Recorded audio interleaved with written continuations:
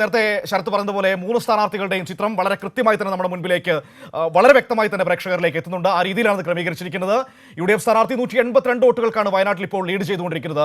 പ്രിയങ്ക ഗാന്ധി രണ്ടാമത് നിൽക്കുന്നത് പാലക്കാട്ടെ സ്ഥാനാർത്ഥിയാണ്. അവിടെ NDA ആണ് ലീഡ് ചെയ്യുന്നത്. 38 വോട്ടുകൾക്ക് കൃഷ്ണകുമാർ ലീഡ് ചെയ്യുന്നു എന്നതാണ് പാലക്കാട്ടെ പോസ്റ്റൽ വോട്ടുകളുടെ ഒരു പ്രധാനപ്പെട്ട ഫലമെന്ന് പറയുന്നത്. ചേലക്കരയിൽ LDF വലിയ മുന്നേറ്റത്തിലേക്ക് ആദ്യഘട്ടത്തിൽ പോസ്റ്റൽ വോട്ടുകളിൽ പോകുന്നു എന്ന് തന്നെ നമുക്ക് പറയേണ്ടി വരും. അതാണ് ഇപ്പോൾ നമ്മുടെ മുൻപിലേക്ക് വരുന്ന പ്രധാനപ്പെട്ട ഫലസൂചന. ആദ്യഘട്ടത്തിൽ പാലക്കാട്ടെ ഒരു കാര്യം, ഈ ഘട്ടം വരെയും ആദ്യ ലീഡ് കൃഷ്ണകുമാറിന് പോസ്റ്റൽ വോട്ടിൽ അനുകൂലമാണ്, തുടർച്ചയായി നിൽക്കുന്നു എന്നതും കാണേണ്ടതാണ്. പാലക്കാടിനെ സംബന്ധിച്ച് ഷാഫി പറമ്പിൽ ഒഴിയുമ്പോൾ പകരം മത്സരിച്ച രാഹുൽ മാങ്കൂട്ടത്തിൽ, അതുപോലെ LDFിൻ്റെ ഡോക്ടർ P സരിൻ, ഈ 2 സ്ഥാനാർത്ഥികൾ വരുമ്പോഴും ഏതാണ്ട് വോട്ടെണ്ണൽ ആരംഭിച്ച് 17 മിനിറ്റ് പിന്നിടുന്ന ഒരു ഘട്ടത്തിൽ തപാൽ വോട്ടുകളാണ്, ഓർക്കുക തപാൽ വോട്ടുകളാണ്, തപാൽ വോട്ടുകൾ എണ്ണുന്ന ഘട്ടത്തിൽ 33 വോട്ടുകൾക്ക് മുന്നിലാണ് ലീഡ് ചെയ്യുക. 69 ചേലക്കരയിൽ യുവർ പ്രദീപ് 69 വോട്ടുകളുടെ ലീഡിലേക്ക് എത്തുന്നു. 69 വോട്ടുകൾ ലീഡ് ചെയ്യുന്നു എന്നതാണ് ഈ ഘട്ടത്തിൽ നമ്മുടെ മുൻപിലെ പ്രധാനപ്പെട്ട കാര്യം. ചേലക്കരയിൽ ഒരു നിമിഷം, 33 പാലക്കാട് കൃഷ്ണകുമാർ ലീഡ് ചെയ്യുന്നു, 69 ചേലക്കരയിൽ UR പ്രദീപ്